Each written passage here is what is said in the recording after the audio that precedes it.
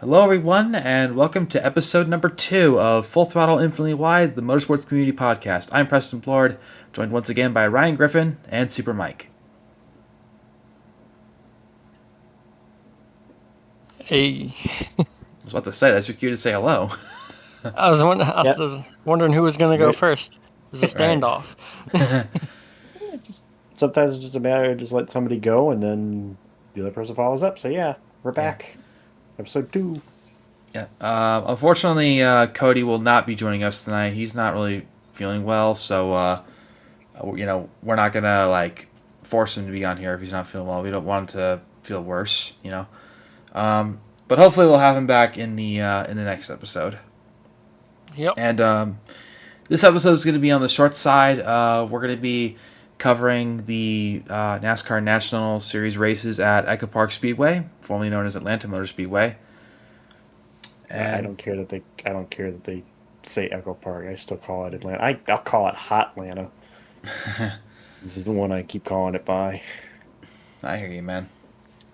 So let's get on with it. Let's start with the NASCAR Craftsman Truck Series race. To the surprise of probably very little people, the winner was Kyle Busch once again.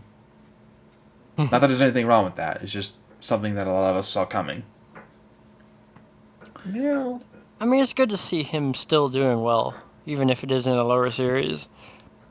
Yeah, I mean, Yeah. how, It's the fact you got a guy with Cup experience who's run that layout at Atlanta many times. I still remember his '05 truck win when he came from 8th with the fresh tires late in the race. He's got the experience, and clearly he showed it when he made the winning pass late in Saturday's race. So I know a lot of people don't like when the cup drivers go into the lower series, but I think it makes a good example for the main drivers of that series. They get to watch and see a more experienced driver do it, kind of like a learning experience. yeah. And Ricky Stenhouse Jr. fell from the lead to ninth place in the final few laps. That was rough. And speaking of laps, this race actually got shortened. There was a timer in which the white flag would be thrown when the said timer expired, because this race got delayed for weather reasons,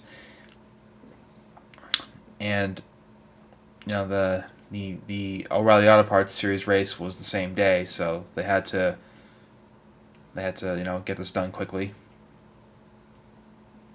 yeah, they had the weather delay, and then because they knew they had to run the O'Reilly race later that night or later on, they set a set lap, and they almost made it. I mean, they were within 10 laps of actually just finishing the race as it was, and not even having to worry about the timer. So Yeah. Also, if I remember correctly, wasn't this the Truck Series debut of Adam Andretti? I I can don't know. neither confirm or check. I'll check that real quick for you, Brett. All right. Let you know. I'm not positive on that. Yeah, because he finished 12th, and that's pretty good. How many trucks were on the lead lap? Looking at the website, looks like 18 trucks were on the lead lap.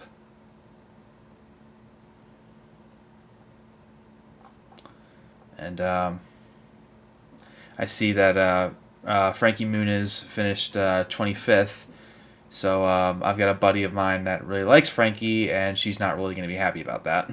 It's still wild to me that he is in NASCAR. Yeah. So for the race itself, I thought it was all right. Wasn't terribly exciting, but it wasn't awful.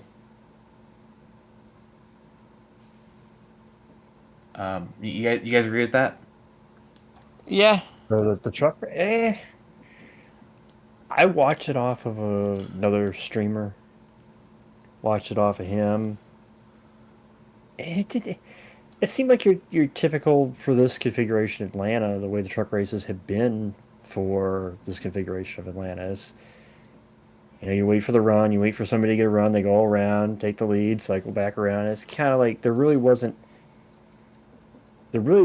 a draw to It this race. it was it was an expected race, if that makes sense.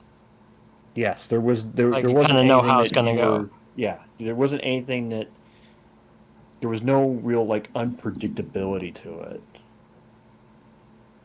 Yeah. So, we're like 5.5 minutes into this episode, and it seems like we're already ready to move on to the O'Reilly Auto Parts Series race. Are we? I mean, there really wasn't Yeah, anything sure. else to talk about with the truck race. I mean, Yeah. sometimes we're gonna have weekends like that. Yep. So moving on, later that day was the O'Reilly Auto Parts Series race at EchoPark, and how about Sheldon Creed finally breaking through and getting his first ever win in this series? Yeah, that was good to see. That was pretty Heck good to of a see. run he had in the end too. Yeah. And Austin And Hill fell from the lead to 12th. and a lot of it was a matter of just where Creed was when Chastain and Hill got together. He just used that out. He was on the outside, and he just as soon as Hill looped it, everything else checked up on the inside. He went around the outside. It was like, okay, I'll take this. Thank you very much. But it's kind of ironic that the incident the two of them had at Martinsville when Creed was one of the many times he was in position to possibly win a race. It takes Hill screwing up to give Creed the chance to win one. Yeah. You know, it's almost poetic. Yeah, and he blamed He had the nerve to blame Ross Chastain for his late block. Yeah, So, I consider that kind of ironic considering what he did last year. Hill. So I mean, are you referring to you, his? you, you don't get any benefit of the doubt from me when you right rear somebody in a on a speedway Are you referring to when he?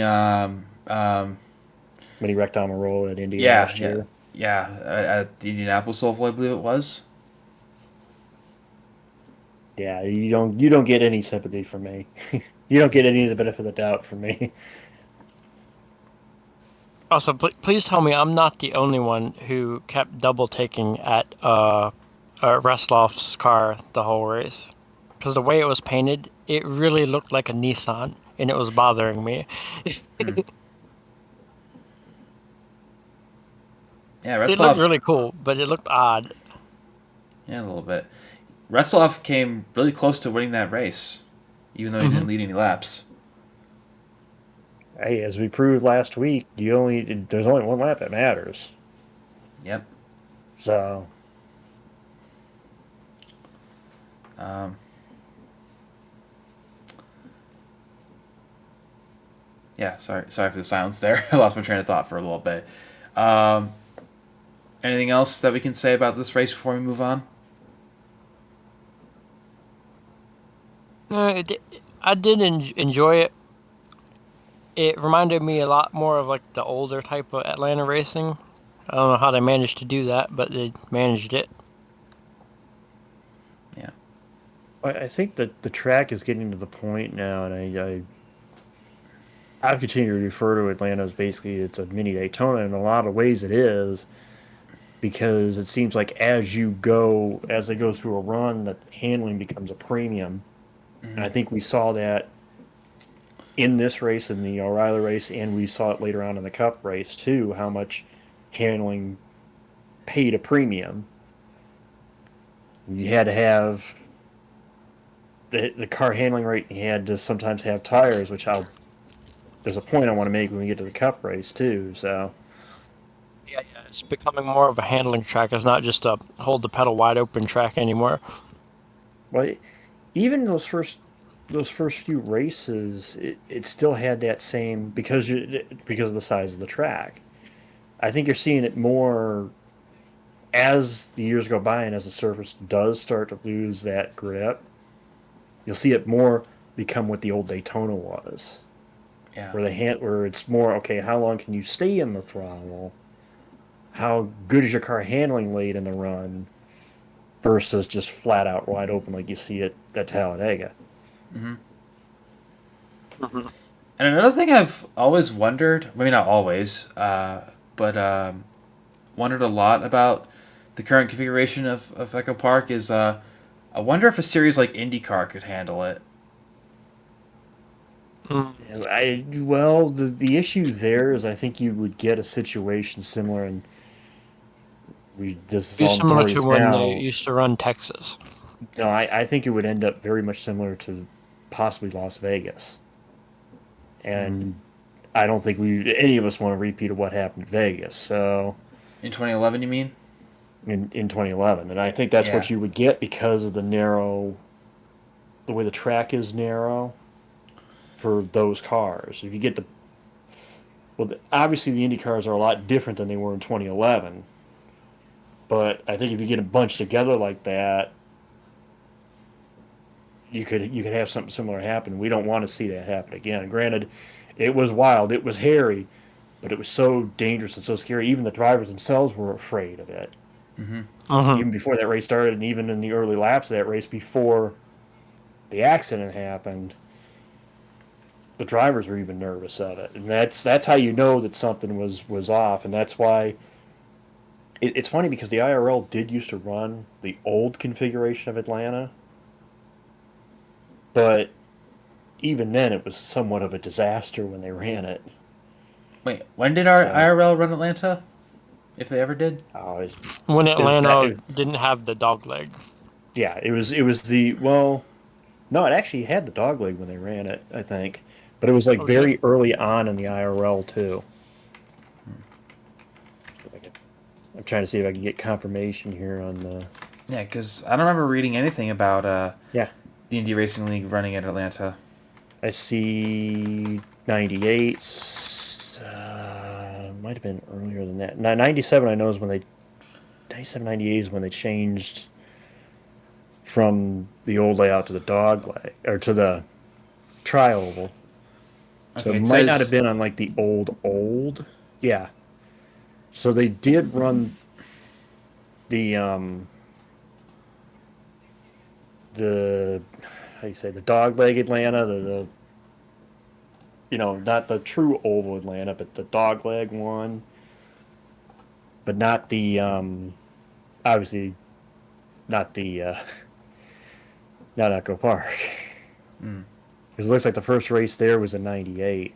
yeah. They ran, I think, from what, '98 to '01 from the looks of it. Hmm. All right. Um, so now that little IndyCar segue is done, let's move on to the Cup race, shall we? And Always. How about Tyler Reddick? For the first time since Matt Kenseth did it in 2009, we got someone who won the first two races of the NASCAR Cup Series season. Way to go, Tyler! Yep, that was very cool to see.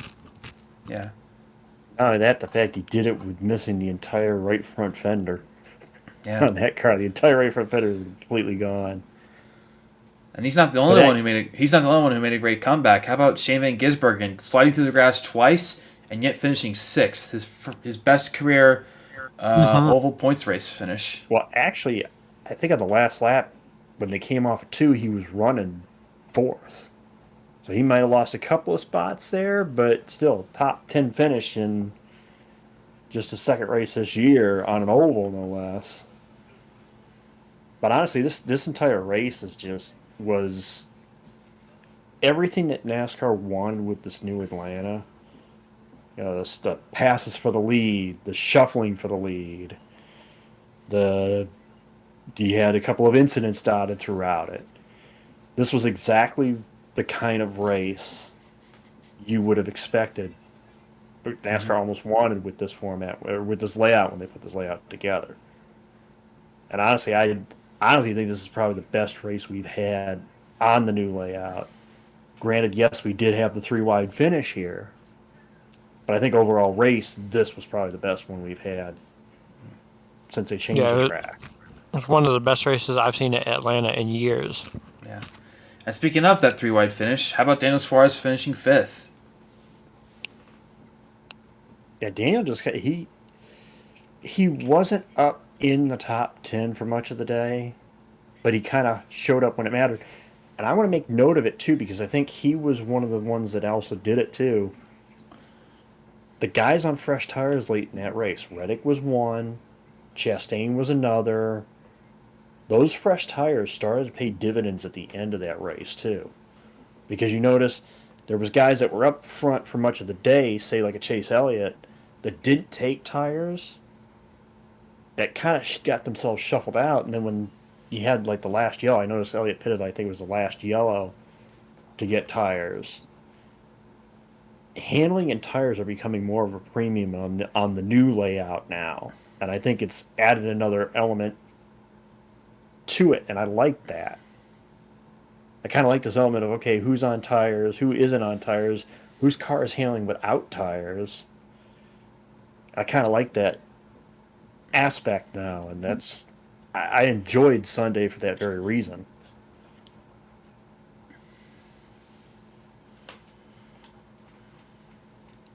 Yeah. In my server, I described this race as pretty wild because of all like the pileups we had. I mean, that's accurate, right? Yeah, it was a lot of carnage. Yep. What But would you guys say was the defining moment of the race? Like maybe incident, be pass. Is it? Do we consider it Reddick's pass for the lead, or? hard to say, honestly, but I wasn't thrilled with one thing I really wasn't thrilled about with this race was Kyle Larson's too late of a block on Shane Van Gisbergen.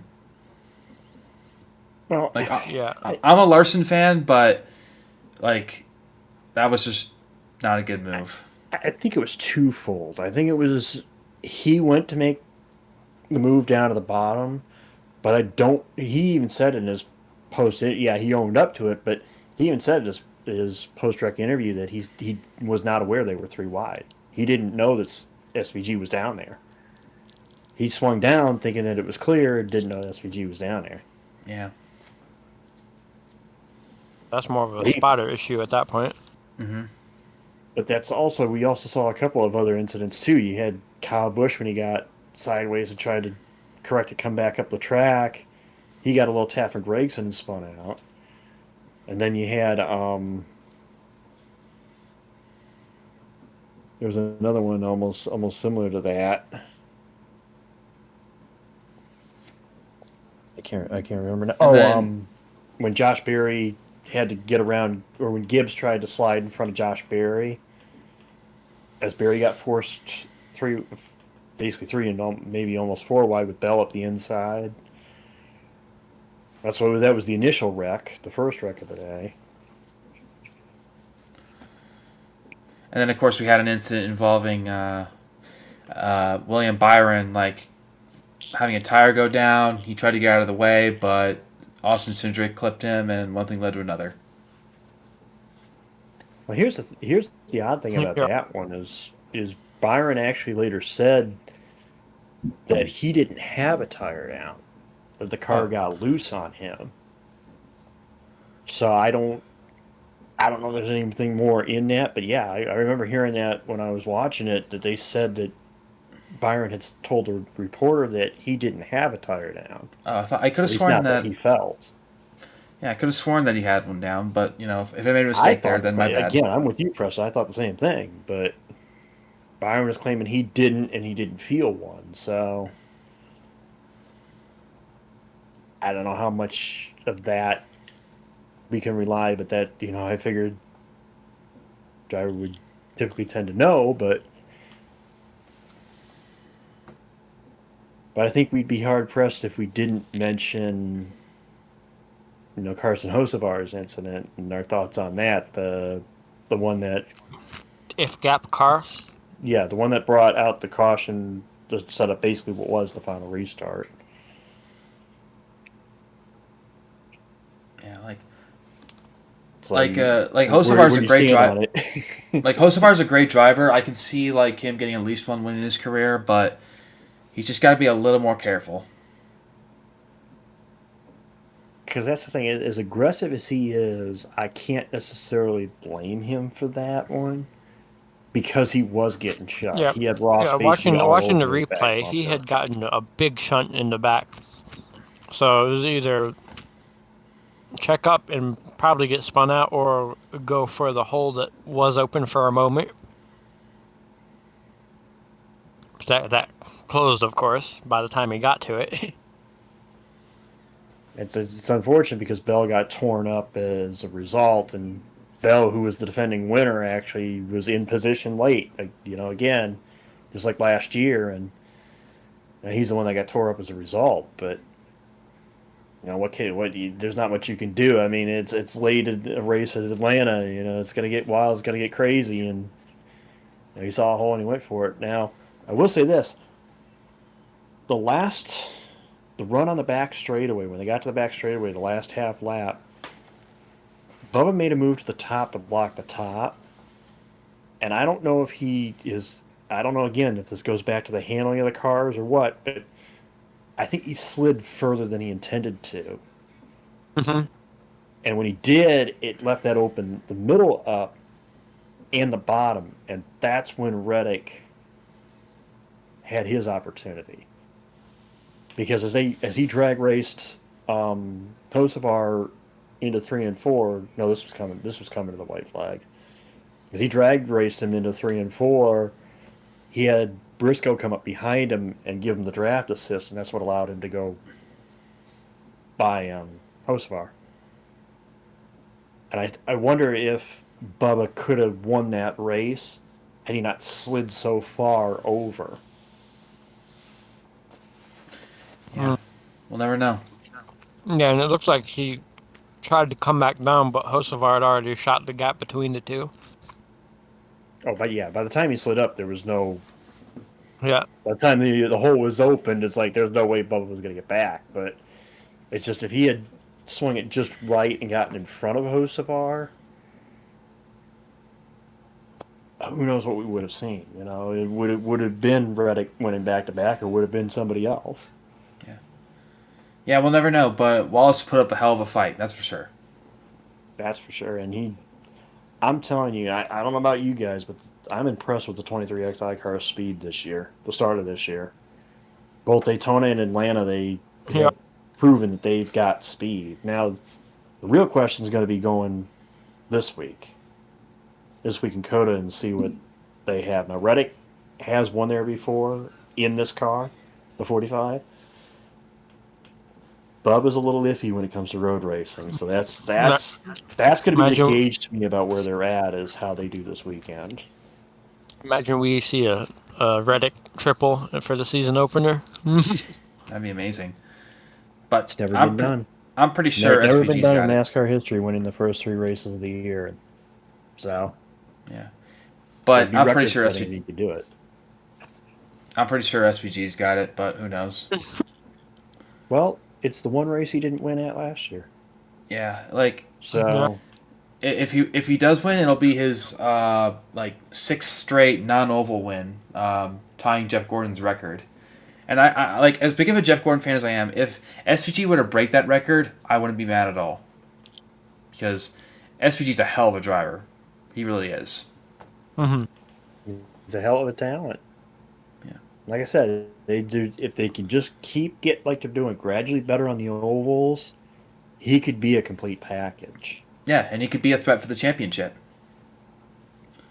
Yeah, exactly. I mean, depending on how things played out, he was in a spot to win Atlanta. Mm-hmm. Yeah. Well, we'll see. I know the rest of the year is yet to play. We got to let the rest of the year play out and see how it goes. Yeah.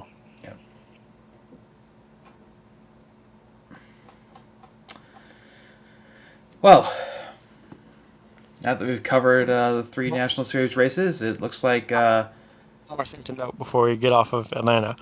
I was just going to say, I love Reddick's celebration of the reverse burnout. Oh, yeah. That was cool. Yeah, you know what? It's funny that he did that at Atlanta too, Yep. because that's where Kurt Busch, who was the previous driver of that 45 car, did his quote unquote unwind lap for the first time in the 09 spring race. Oh yeah. After he won it, he put it in reverse and was just running the track backwards. So that's kind of when I saw that, I was like, that's shades of what. Yep. Granted, Kurt didn't do the reverse burnout like that, but he kind of reminded me of that. It was kind of neat.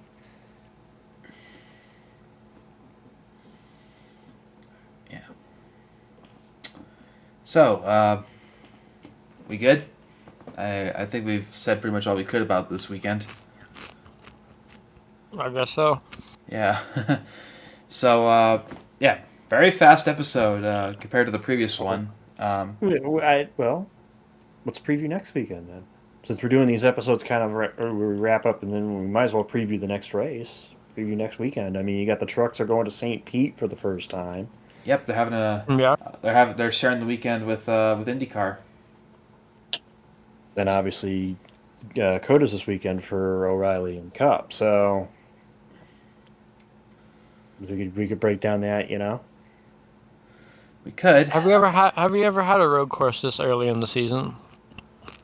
Yes. Excluding the old Clash at the Daytona road course. Yes, we have. Riverside used to be the very first race of the Cup season. Mm. Back in the day, like back in the day. Yeah. I don't believe I'd have to look up the stat to be sure, but I know it was in the mid '70s or early '80s is when they actually changed to where Daytona was the first race, the 500. But it used to be like Riverside was right there, so wasn't always Daytona as the first race.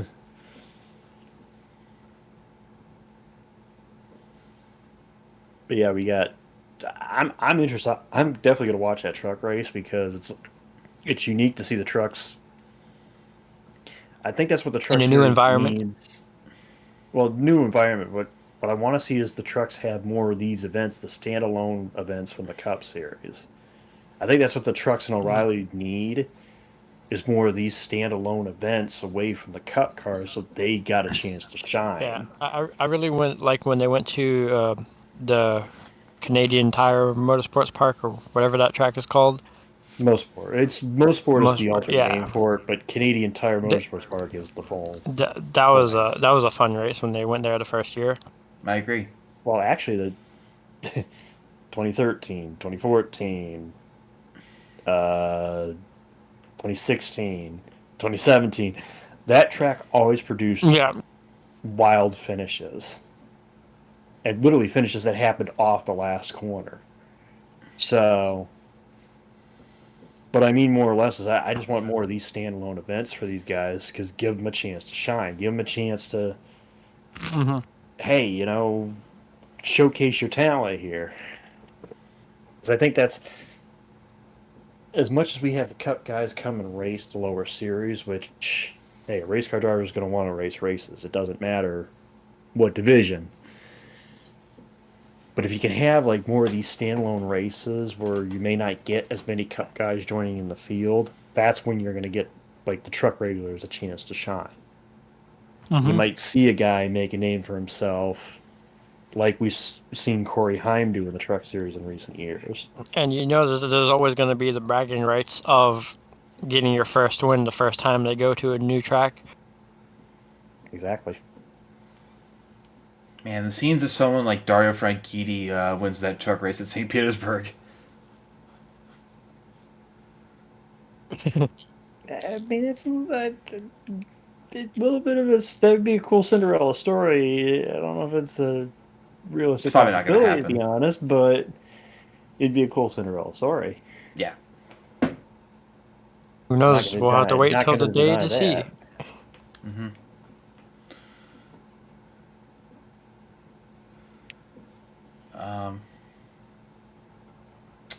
Yeah, and hopefully the Circuit of the Americas races are good. As long as we don't have a situation like I think it was 2023 where it took so long to get an overtime finish over with. Yeah, I think Like it was 2023. That we were the just multiple.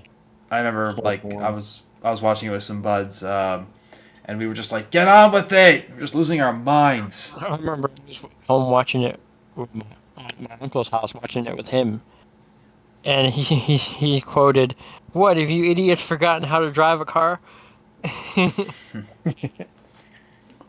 Honestly, I'd like to see a rerun of what they did last year. There, last year had a pretty good. You had a good like 3-4 car battle there late in the race between Bush, Bell. I think there was two others, but I can't remember who the two others were. But yeah, it was like a good 4-way battle late in the race. And honestly, there was a for a while there. I thought that race was one of the better Cup races of last year too. So we'll see what it does holds in store for 2026. Mm-hmm. All right. So, now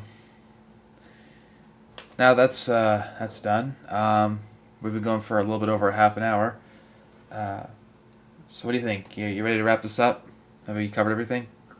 Yeah, sure. I think we Yeah. covered everything that we can really talk about. I mean, I think maybe what we should do is maybe get a topic for like the next time and just do a topic one too in addition to doing the race Yeah, I was review. like I So said before, I was a little bit indecisive on what we should go with, but I think for the next episode we can like dig through like the big list and find something to talk about. I got something in mind, but we'll save it for the next episode. All right, sounds as good. we think. Yeah. So thank you all for listening to this second episode of this Motorsports podcast. Uh, make sure to like, comment, subscribe, all that. I mean, you don't have to, but it'd be cool. It'd be cool. Like we can it'd be cool if we can have some more people to interact with about this kind of stuff. Um, remember, this is on both Patreon and YouTube, and on it comes onto Patreon a day before it comes onto YouTube. And if you want early access, it's $1 a month on my Patreon page. And make sure to check out Ryan's Twitch page as well. I'll make sure to put all those appropriate links in the description. So, Actually, I wanted to put it in here.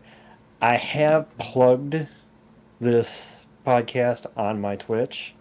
I did it last weekend, and I probably will make sure I plug it again.